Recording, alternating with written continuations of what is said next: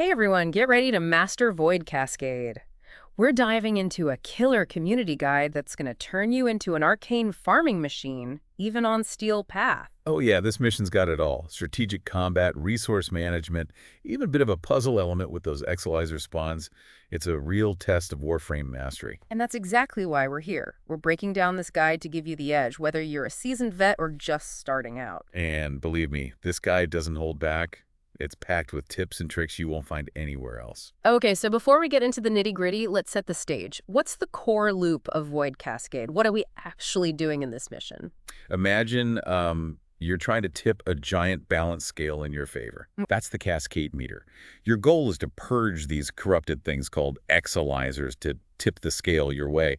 But there are these nasty corrupted enemies, they're called Thrax, trying to tip it back by repossessing those Exalizers. Sounds like a constant tug of war. Exactly. And if that meter fills up completely, boom, mission over. High stakes. Now, I see the guide mentions rewards are tied to how many Exalizers you successfully purge. Right, they work in sets of 4. The more sets you complete, the better the loot.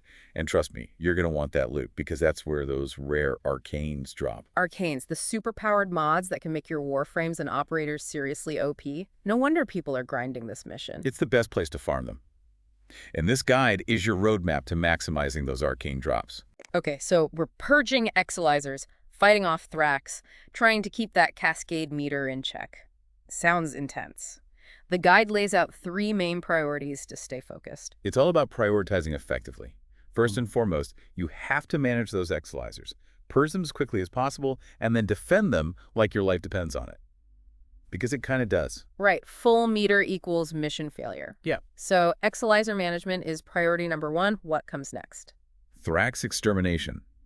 Those things are public enemy number 1 in Void Cascade. The guide even calls them a gear check for a reason. Meaning if you're not properly equipped, they will wreck you. Precisely. They've got this overguard that makes them immune to most crowd control until you break it. Plus, they can hit you with magnetic procs, messing with your shields, and their attacks are super evasive, making them hard to pin down. So, tough to control, tough to hit, and I'm guessing they hit back pretty hard too. Oh yeah, they can dish out some serious punishment. The Centurions, specifically, have this dashing attack where they're completely invulnerable, and the Legatus, well, let's just say their spectral laser show is not something you want to be caught in. Okay, so we've got a healthy dose of kill it with fire added to our priority list. What's number 3? Trash mobs. Now, don't get me wrong, they're not as much of a threat as Thrax, but they can definitely overwhelm you if you let them, especially at higher levels. So more of a manage the chaos situation rather than a drop everything and kill it now situation. Exactly. You'll need to call them strategically, especially if you need to brute force the meter down or create some breathing room for your operator. Speaking of strategy, the guide strongly emphasizes teamwork, specifically splitting into attacker and defender roles. Void Cascade is a whole different ballgame when you've got a coordinated team. It's like a well-oiled machine when everyone knows their role and executes it flawlessly. And this is specifically for a 4-person squad, right? Right. You've got your attackers who are all about speed and efficiency, purging those Exalizers as fast as their little legs will carry them. They follow something called the Exalizer rotation, which dictates the order the Exalizers spawn in across the 3 main rooms. So the attackers are zipping around, purging Exalizers, following this predetermined path. What are the defenders doing this whole time? Holding the line. They're the unsung heroes, making sure those purged Exalizers stay purged and managing that ever-present cascade meter. That high-pressure job, let me tell you. Sounds like it. So we've got this clear division of labor.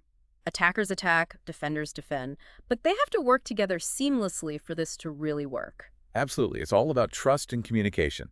The attackers need to know the defenders have their backs, and the defenders need to keep those Exalizers safe and the meter under control so the attackers can do their thing. Now, the guide gets even more granular, suggesting a specific breakdown for each player within those attacker and defender roles. Right. Think of it as specializations within the team. You've got your dedicated attacker, whose one and only mission is to obliterate those Thrax.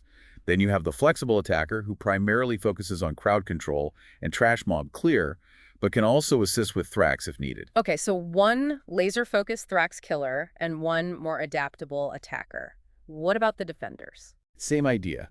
You have the dedicated defender, the master Thrax slayer, and the flexible defender, who focuses on clearing trash mobs and providing support, but can also jump in on the Thrax beatdown when necessary. So everyone has their specialty, but there's also that element of flexibility, being able to adapt to the situation. Exactly, because let's face it, in the heat of battle, things don't always go according to plan. Very true. Now you've got your team, everyone knows their role. Time to unleash some pro tips, right? The guide is packed with them. Let's start with those attackers. What do they need to know to maximize their efficiency? Knowledge is power, my friend. For attackers, that means learning the layout of each room like the back of their hand. Where did those exilizers spawn? What's the fastest route between them? You've got to be a well-oiled exilizer purging machine. Sounds like a memory test waiting to happen. Anything else they should keep in mind? Trust. Trust those defenders to do their job. Don't get sidetracked trying to help them out unless it's absolutely critical. Your focus should be on keeping those exilizers purged and that meter in check. Stay in your lane, basically. The guide also mentions something specific about returning to Room A after completing Room C. Ah, yes, the long run back. If you're not quick about it, you might come back to a nasty surprise. A whole bunch of possessed exilizers just waiting to ruin your day. And send that cascade meter skyrocketing. So speed and efficiency are key for those attackers. What about the defenders? What pearls of wisdom does the guide offer them? Timing is everything for a defender. Knowing exactly when it's safe to leave a defense room is crucial. The guide recommends waiting until that last exilizer is down to about a no of its timer. Why? It's all calculated, my friend. See, a Thrax takes about 10 seconds to completely repossess an exilizer. An exilizer, with Oi of its timer left, only has about 11 seconds to go. So even if a Thrax rocks up at the last second, it won't have enough time to fully capture it before it's purged. Saves you precious seconds and keeps those exilizers flowing. Wow, talk about cutting it close. That's some next-level timing. The guide also talks about manipulating those golden circles around the exilizer. Ah, yes, using the environment to your advantage. Try to lure those trash mobs into the circles and take them out there. It helps keep that meter down, which in turn gives your attackers more breathing room. Teamwork. I love it. Okay, we've got tips for attackers, tips for defenders.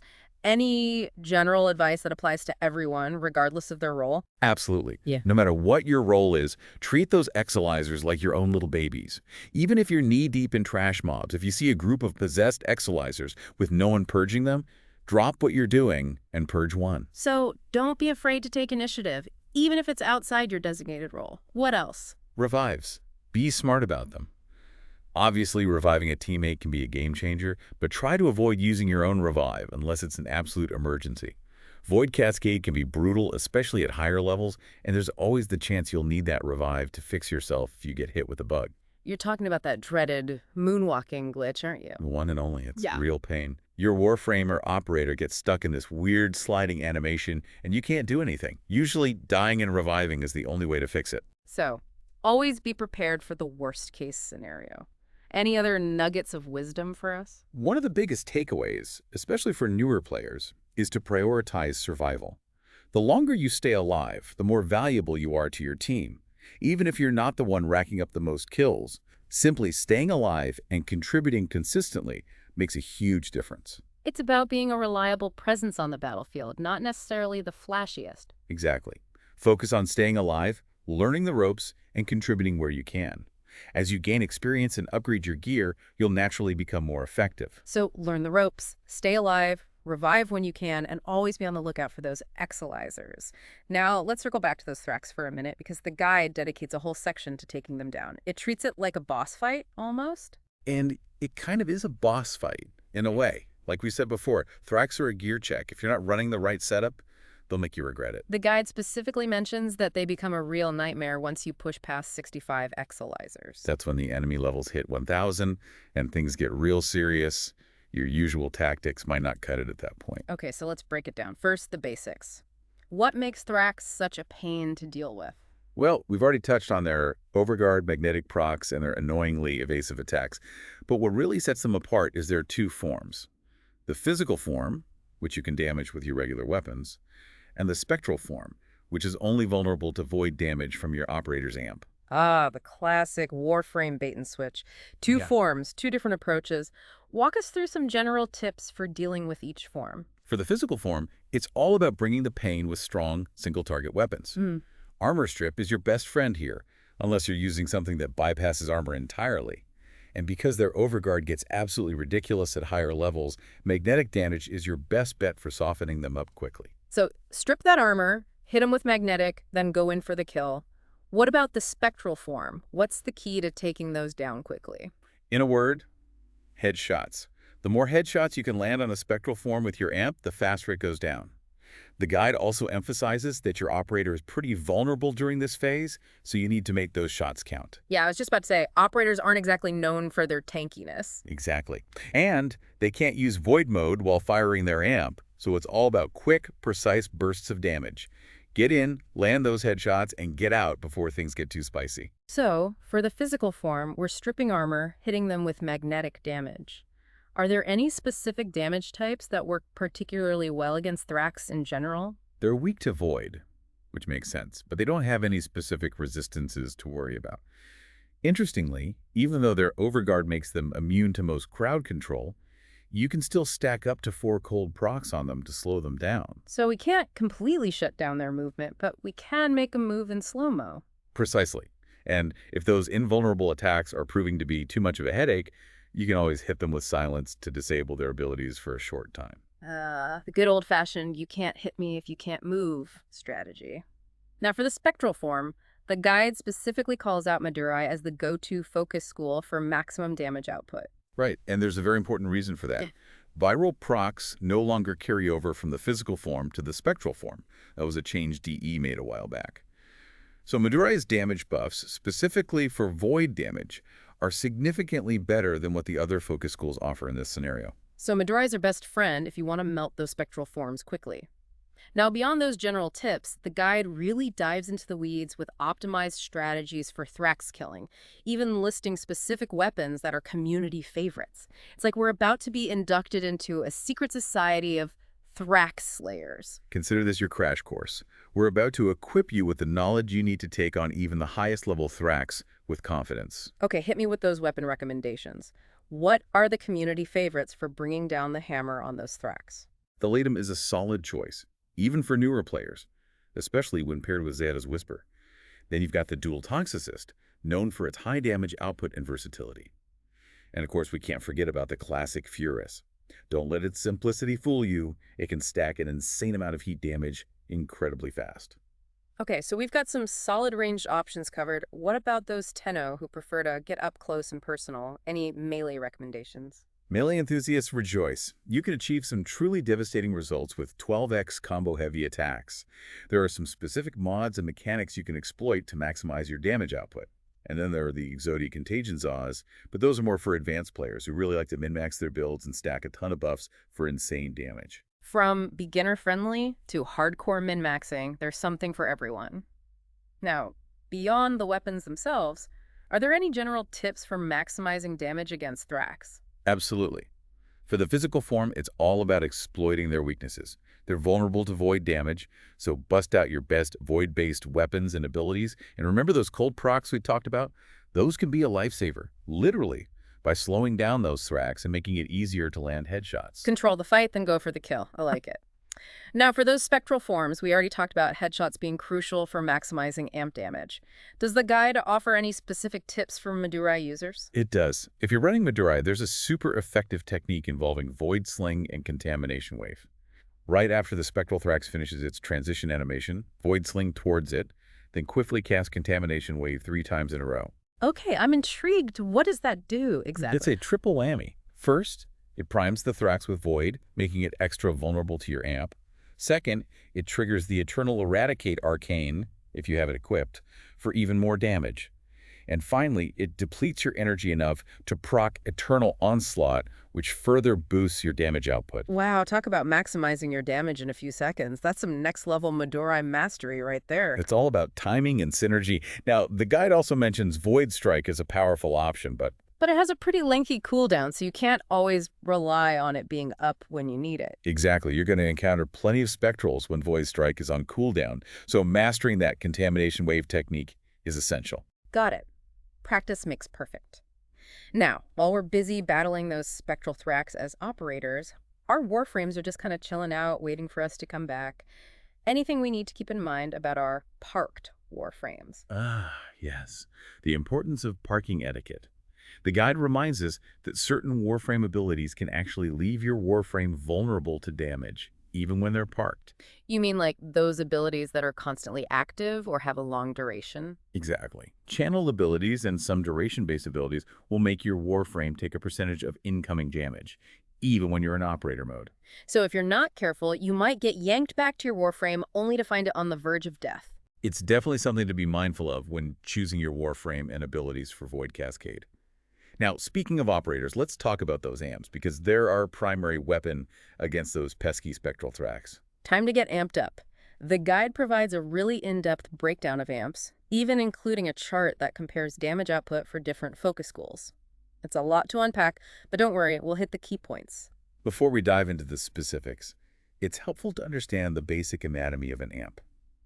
It has three main components: the prism, which determines your attack type; the scaffold, which adds secondary effects to your amp; and the brace, which enhances the amp's overall performance. Okay, so you've got your attack, your special effect, and your performance booster. Makes sense. Now, the guide focuses specifically on the Raplac, Cantic, and Ran prisms. What makes those stand out? These are the precise rifle and sniper prisms. They're incredibly powerful, especially when you're landing headshots consistently. But they do require good aim and accuracy. So for those Tenno who pride themselves on their pinpoint accuracy, what about those who prefer a more spray and pray approach? The Clamora prism might be more their speed. It's the flamethrower prism, and it has a larger hitbox, making it a bit more forgiving for accuracy. However, you'll still want to aim for those headshots to maximize your damage output, especially against those tanky high-level thrax. Headshots are key, no matter your weapon of choice. Got it. Now, what about those scaffolds? What do they bring to the table? For scaffolds, the Funod scaffold reigns supreme. It offers solid damage against spectrals and is especially good for clutch self-revives with Last Gasp. Why is the Funod scaffold so good for Last Gasp? Because it releases these bouncing glaives that can hit multiple times. So even if you're low on health, those multiple hits can be enough to trigger a revive. That makes sense. The guide also mentions the Propa scaffold. How does that one stack up? The Propa can be pretty effective if you time that detonation just right, but its short range, lack of headshots, and self-knockback make it a bit less user-friendly. So more situational, whereas the Purd is more of a reliable all-rounder. Exactly. Now for braces, the guide is pretty clear about its favorite, the Certus brace. What makes the Certus brace so special? It provides the best flat critical chance bonus, which is absolutely crucial for those quick, high-damage bursts you need against spectral thrax, especially at higher levels. Remember, we're talking about enemies with millions of health here. Right. Those level 1000 thrax are no joke. Now, I'm seeing this chart in the guide, and it's got all sorts of numbers about amp damage output and focus schools. That chart breaks down the damage potential of different amp combinations across various focus schools. It can seem a bit overwhelming at first glance, but it's incredibly useful for understanding how your amp's damage scales based on your build. Okay, so for those of us who aren't math whizzes, what are the main takeaways? First and foremost, it highlights the importance of those headshots. You'll see a massive difference in damage between orange crits, which are headshots, and yellow crits, which are body shots. So even with amps, headshots are king. Absolutely. The chart also reinforces what we discussed earlier about Madurai having a significant damage advantage thanks to Contamination Wave and Void Strike. However, there's an important caveat about Zinuric. The guide mentioned something about temporal drag no longer working on spectral forms. Right, that was a recent change that caught a lot of players off guard. So, sadly, Zinuric isn't as effective as it used to be against those spectral thrax. So stick with Madurai for those juicy damage numbers. What about the other focus schools? Do they offer any benefits in Void Cascade? They can be situational. For example, Unaru's Caustic Strike can be useful for stripping armor, and Nerimon's Amp Spike can give you a decent damage boost if you can build up a high enough combo multiplier. Okay, so they have their uses, but Madurai is still the reigning champion for those who want to maximize their damage output. Now, we've got our amps all figured out, but the guide mentions another way to enhance our operator's effectiveness. Operator Arcanes. Operator Arcanes are like the icing on the cake. They can significantly boost your operator's abilities and survivability, giving you that extra edge in battle. And since we only have 2 arcane slots for our operators, choosing the right ones is crucial. What are some of the recommended arcanes for Void Cascade? One that stands out is Magus Lockdown. It's practically mandatory for anyone serious about running Void Cascade.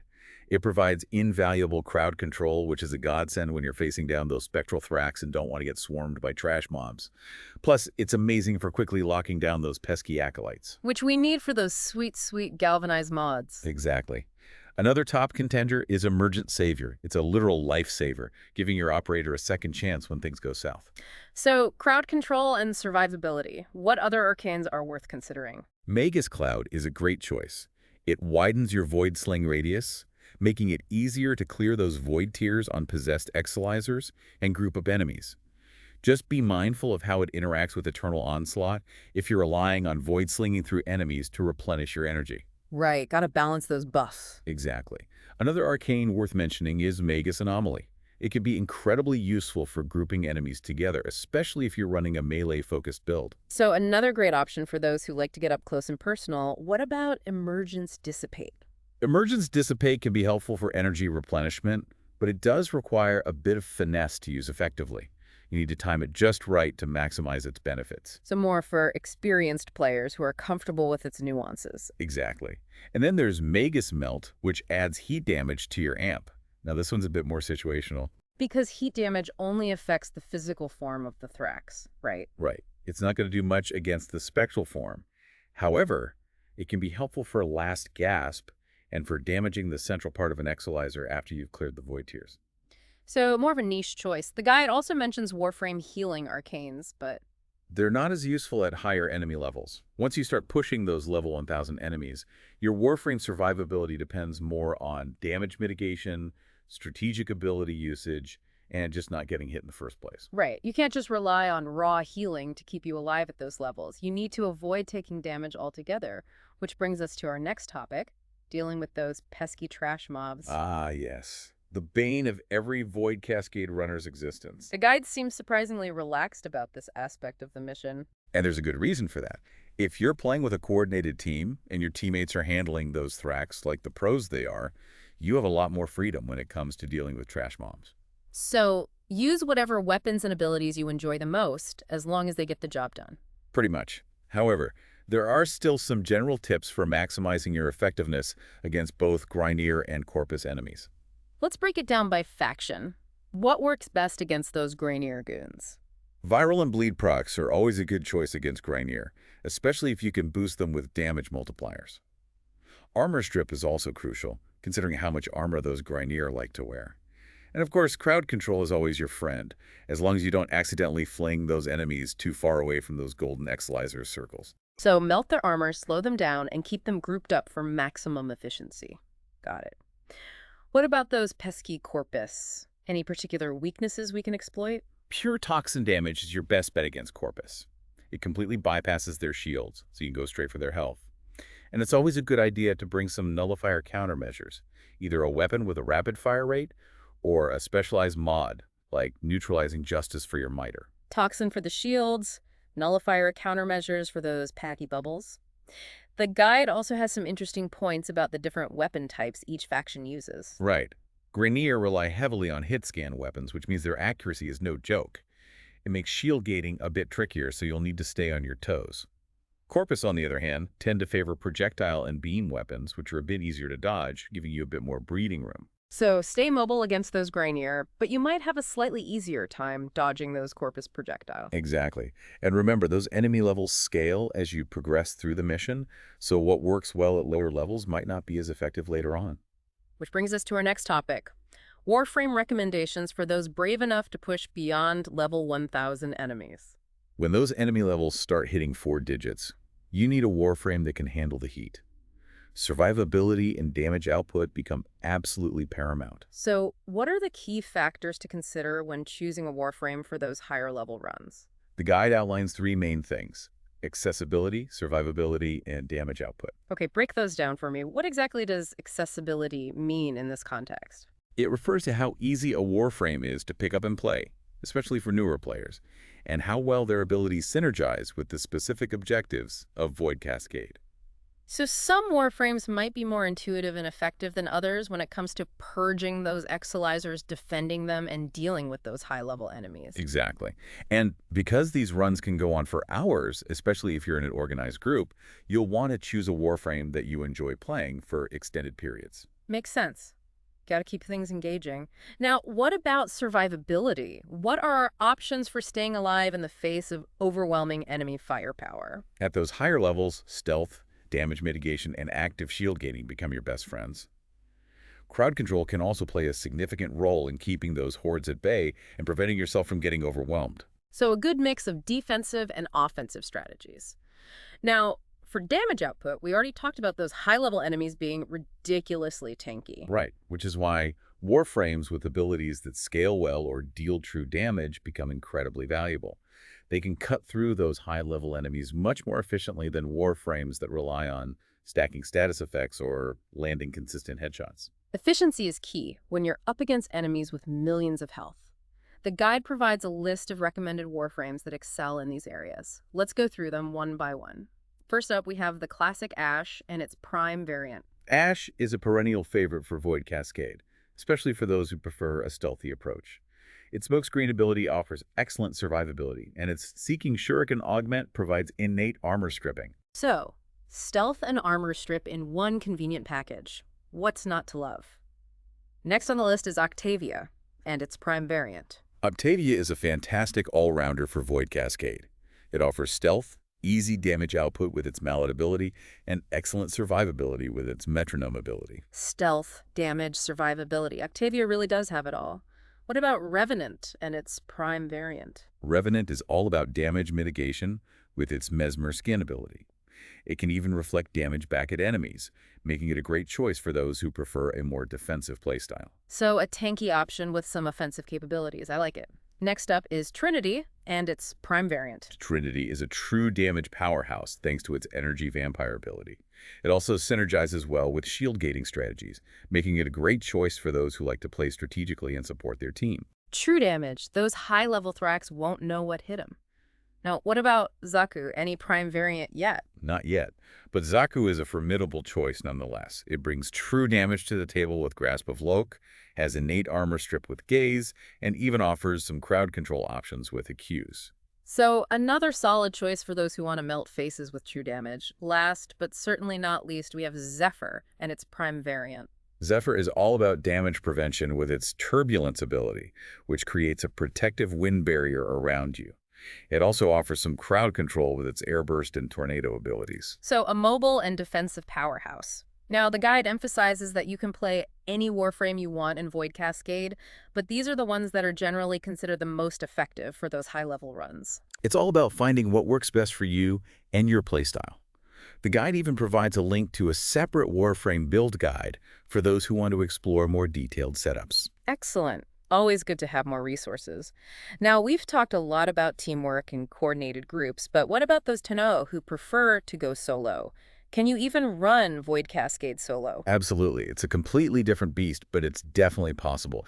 And for those brave enough to tackle it alone, the guide has a whole section dedicated to solo strategies. So it's not for the faint of heart. What are some of the key differences between playing solo and playing in a group? Well, when you're flying solo, you wear all the hats. You're the attacker, the defender, the trash clearer, the reviver. It's all in you. Talk about multitasking. That sounds intense. It definitely requires a different mindset and playstyle. The guide recommends a playstyle that mirrors the dedicated defender in a team setup. You purge all the exilizers in a room, defend them, and even when more start spawning in the next room, you stay put and finish the job. So it's about patience and meticulous execution. Exactly. You have to be comfortable with the meter tipping against you, sometimes significantly. You might have 3 or 4 possessed exilizers waiting for you in the next room. That sounds nerve-wracking. It can be. But that's where your ability to brute force the meter down by killing enemies within those golden circles comes into play. So controlled chaos is the name of the game in Solo Void Cascade. Pretty much. And just to add another layer of complexity, the guide points out that exilizer spawns can be a bit more unpredictable in solo play.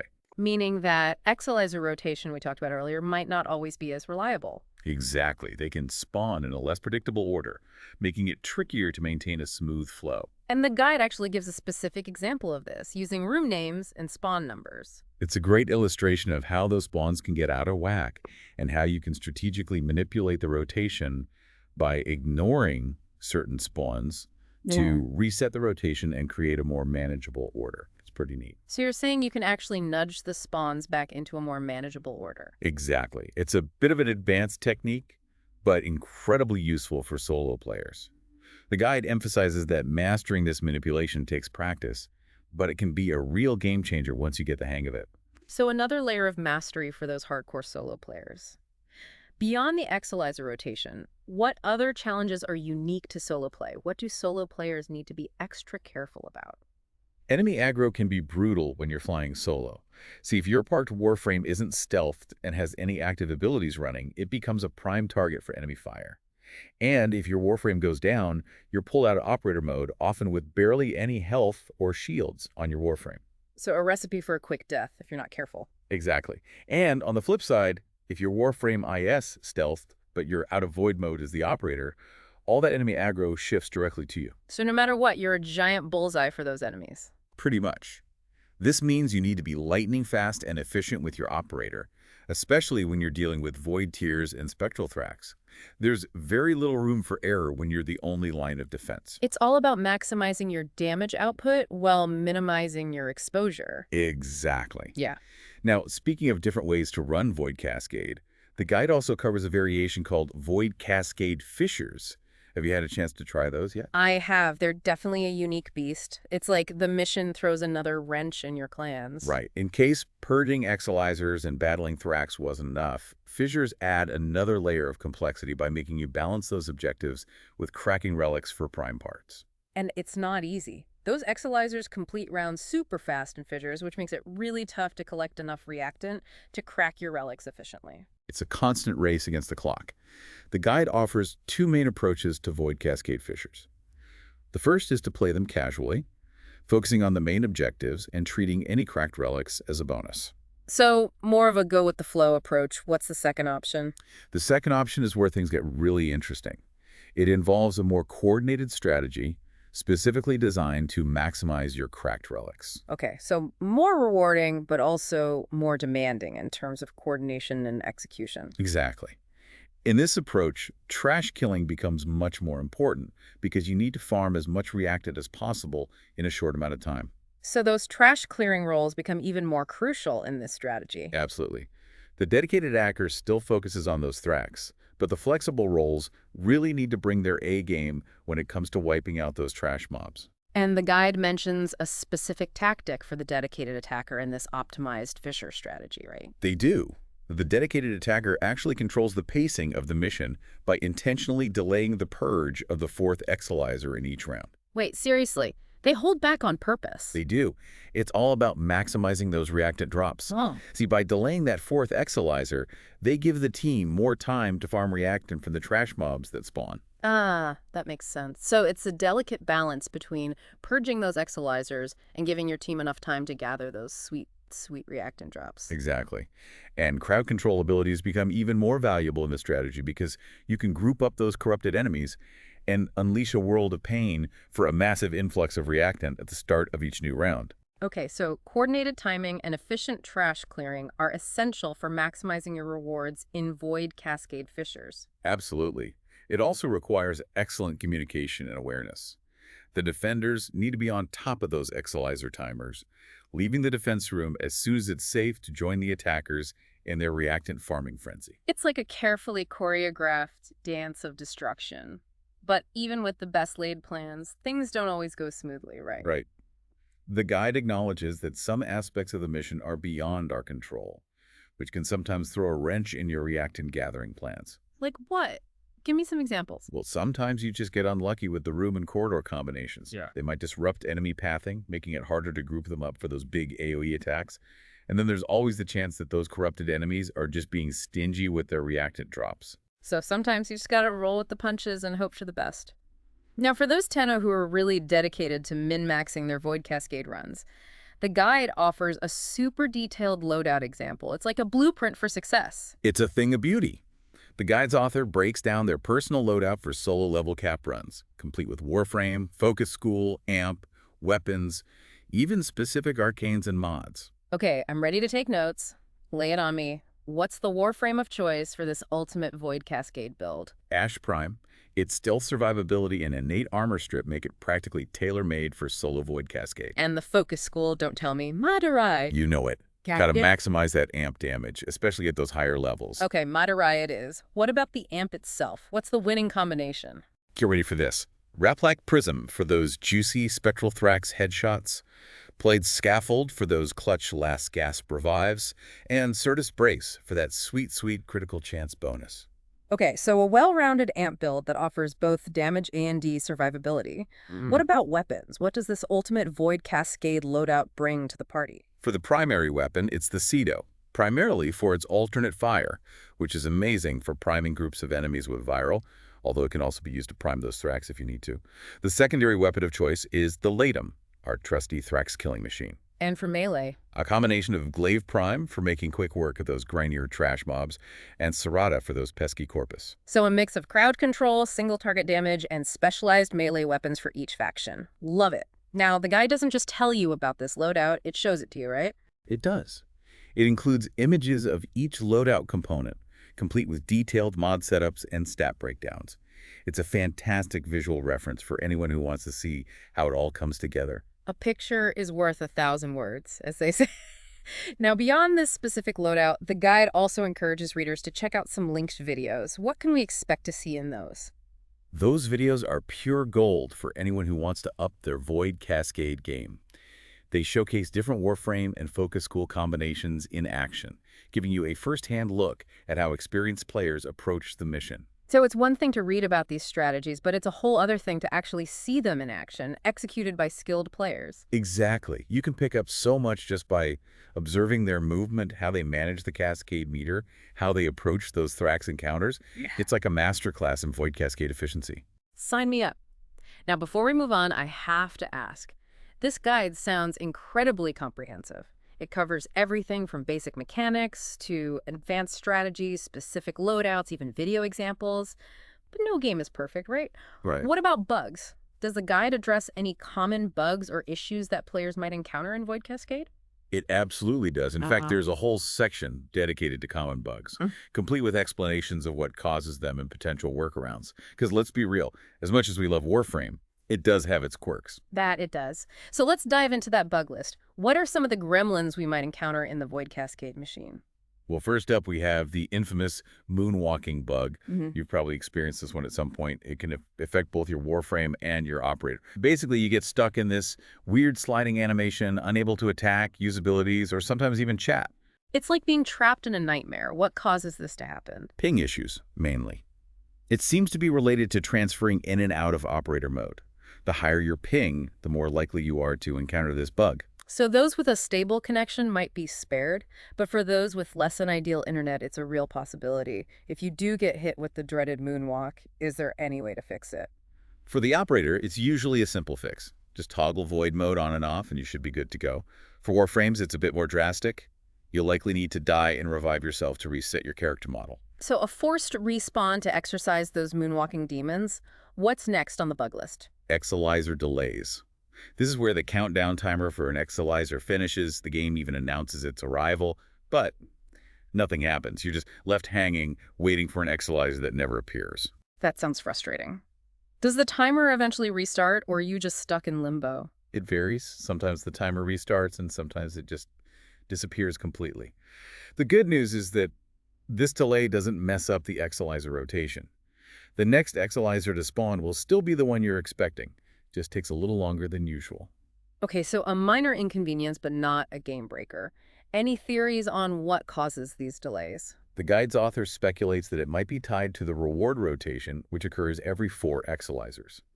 They believe the game prefers to have a total number of Exilizers on the tile set that's a multiple of 4. So if you have a tile set with rooms that only have 3 Exilizer spawn points, you're more likely to encounter these delays. Exactly. The more 3 Exilizer rooms you have in a run, the more delays you can expect. Okay, so a bit of RNG shenanigans at play. What's next on our bug safari? Exilizer skips. This one's a bit more problematic.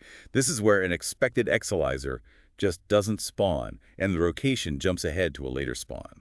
So it actually disrupts the intended order. That sounds like it could throw a real wrench in your plans, especially for those solo players who are relying on that predictable rotation. It definitely can. It can happen in group runs as well, but it's definitely more noticeable and disruptive in solo play. Any ideas on what causes these skips to occur? The guide suggests that it might be related to the Exilizer spawn cap.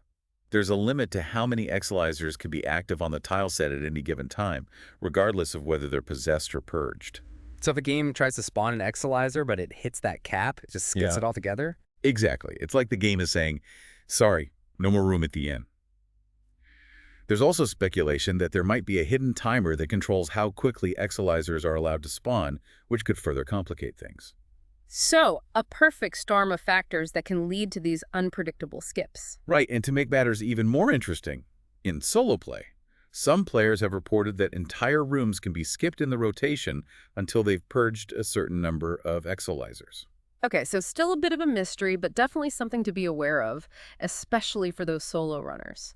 Now, let's talk about a bug that's a bit more specific, those void bubbles, and how they interact with the Zeta's whisper ability for clients. Ah, yes, the Zeta's Whisper conundrum. It's a head-scratcher for sure. For those who don't know, Zeta's Whisper is a popular subsumed ability that deals void damage. What's the issue with it and those void bubbles? So when a void bubble procs on an enemy, it's supposed to create this magnetizing effect that forces all subsequent shots into the bubble to hit the same body part that triggered the bubble. So if you trigger a void bubble with a headshot, all your shots into that bubble should also be headshots. Exactly. That's how it's designed to work, and it does work that way for the host of the mission. However, for clients, it seems like all void bubbles enforce body shots, regardless of where the bubble was initially triggered. So a significant damage reduction for clients who are using Zeta's Whisper. Unfortunately, yes. And it seems to be a bug on DE's end that hasn't been addressed yet. Hopefully they'll iron it out soon. Fingers crossed. What's next on our bug-busting adventure? This one involves another ability, Seeking Shuriken, specifically its behavior for clients. Seeking Shuriken is that fantastic augment for Ash that provides armor stripping. What's the issue there? Well, sometimes when a client casts Seeking Shuriken, it just doesn't work. Nothing happens. The enemy's armor remains intact. They might have to cast it multiple times before it finally registers. So another frustrating inconsistency for clients. It is, especially if you're relying on that armor strip for your damage output. Any ideas on what causes this to happen? Ping rears its ugly head again. Yeah. Seeking Shuriken actually creates two separate projectiles that need to connect with the target for that armor strip to occur. And with high ping, those projectiles might not register properly. So another case of internet woes plaguing our Warframe experience. What's next on our bug list? This one's a bit more amusing, in a frustrating kind of way. Sometimes those spectral Thrax will just fall over after they finish their transition animation. Wait, seriously? They just wipe out like they slipped on a banana peel? Yep. You'll be lined up for that perfect headshot, and they just completely eat it, ruining your shot. That sounds incredibly frustrating. Any idea what causes that to happen?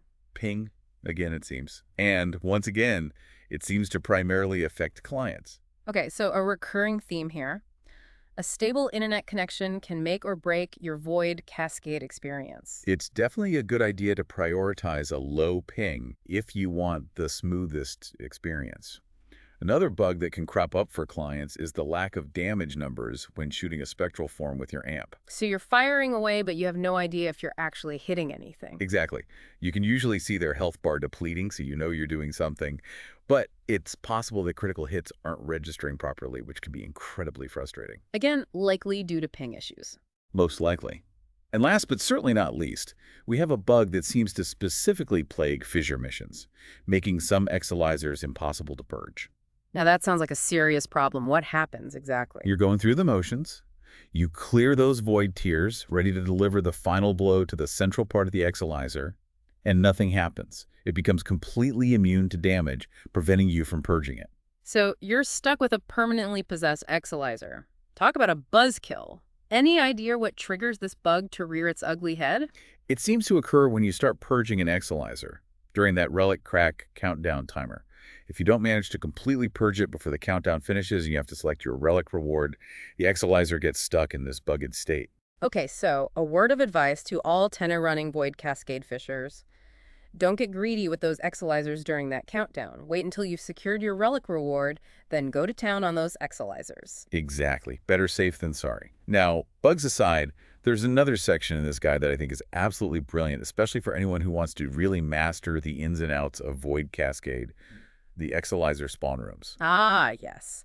The guide provides images and maps of all 12 rooms where those exolizers can spawn, complete with their names, log file names, and the number of spawn points in each room. It's an invaluable resource for anyone who wants to familiarize themselves with the different environments and potentially strategize their movements based on the Exelizer rotation. It's like having a cheat sheet for the mission. In a way, it is, and it's worth taking the time to really study those maps and images because they can give you a real advantage, especially when you're coordinating with a team. Absolutely. Now, out of all those rooms, are there any that stand out as particularly interesting or unique? Any hidden gems we should be on the lookout for? Well, the docking bay, which some players also refer to as the hangar, is unique in that it's the only room with 5 Exelizer spawn points. 5. Spawn points. So potentially more action, more chaos, and more rewards. Exactly. And then there's the agri-zone, also known as the garden, which has this really cool overgrown aesthetic. It's a nice change of pace from some of the more industrial-looking tile sets. So a visually stunning battleground for our Warframe shenanigans. Exactly. Each room has its own distinct features and challenges, making exploration and discovery a rewarding part of the Void Cascade experience. I love that. Now, we've covered a ton of ground here. Basic mechanics, advanced tactics, team composition, optimized loadouts, common bugs, even those amazing Exelizer spawn room breakdowns. I feel like I could write a dissertation on Void Cascade at this point. You're well on your way to becoming a Void Cascade scholar. It's amazing how much depth there is to this mission. You've got all these layers of strategy and optimization, even beyond the usual Warframe stuff. It's what makes Void Cascade so rewarding to master. And speaking of mastery, we've been talking a lot about high-level play, optimized builds, all that good stuff. But what about those tenno who are just starting out? What advice does this guide have for newer players who might be feeling a little overwhelmed by Void Cascade? Absolutely. The guide encourages new players to start out by playing the attacker role. It's a great way to get a feel for the rhythm of the mission, learn the Exelizer rotation, and get comfortable with the different enemy types. So dive in and learn by doing. Are there any specific Warframes that are particularly beginner-friendly for Void Cascade? Honestly, any Warframe that can clear trash mobs effectively will do the trick for a starting attacker. And as they gain experience and start getting their hands on better gear, they can start experimenting with more specialized Warframes and builds. Exactly. The key is to start with a loadout that you're comfortable with, focus on those core objectives, and gradually build up your skills and knowledge from there. And remember, there's a whole community of Void Cascade players out there who are always happy to help out. Don't be afraid to ask questions, join a clan, or find a group to run with. Teamwork makes the dream work, especially in Void Cascade. Now, while we're on the topic of things that can make or break your Void Cascade experience, let's talk about those arcanes. This guide really drives home how crucial it is to have a solid arcane setup for both your operator and your Warframe, especially once you start pushing those higher levels. Absolutely. Arcanes can make a world of difference, and they're one of the main reasons we're all grinding Void Cascade in the first place. Exactly. And this guide does a fantastic job of explaining not just which arcanes are good, but why they're good, and how they synergize with different playstyles and builds. So for you, what are some of the must-have arcanes, the ones that every serious Void Cascade player should have in their arsenal? For operators, Magus Lockdown is practically non-negotiable. Right. It's that good. It provides that essential crowd control for when you're battling those spectral Thrax, and it's equally amazing for locking down those acolytes before they can teleport away. Which we need for those sweet, sweet galvanized mods. Exactly. And then there's the Virgin Savior. It's another one of those better to have it and not need it, than need it and not have it, kind of arcanes. It essentially gives your operator a second chance, which could be a lifesaver in those clutch moments. What about Warframe arcanes? Any particular favorites you'd recommend? It really depends on your playstyle and your Warframe of choice, but some solid all-rounders include Grace and Guardian for increased survivability. Energize can be a good choice if you're struggling with energy management, and if you're using a Warframe with a channeled ability, like Mesa's Peacemaker, Arcane Velocity can significantly amp up your damage output. So plenty of options to explore. The guide goes into great detail about the pros and cons of each arcane, which is super helpful for making informed decisions about your build. And that's what I appreciate most about this guide. It doesn't just throw information at you and expect you to figure it out on your own. It explains the reasoning behind the strategies, the strengths and weaknesses of different approaches, and it empowers you to make your own choices based on your preferences and your playstyle. It's a guide written by players, for players. It gets us. It understands the challenges we face, the goals we're working towards, and it gives us the knowledge and tools we need to succeed. Exactly. And that's what makes Void Cascades such a rewarding mission to master. It's challenging, it's complex, but it's also incredibly satisfying when you and your team are in the zone, efficiently clearing rooms, melting those thracks, watching those arcane drops roll in. It's the ultimate test of skill, teamwork, and optimization. And the best part is, there's always something new to learn, a new strategy to try, a new build to perfect. It never gets old. Couldn't agree more. So to all you Tenno out there, whether you're seasoned veterans or fresh recruits, embrace the challenge of Void Cascade. Experiment, innovate, and most importantly, have fun. Because at the end of the day, that's what Warframe is all about, right? Yeah, I couldn't have said it better myself. This has been The Deep Dive, your shortcut to being well-informed. Until next time, Tenno, may the Void be with you.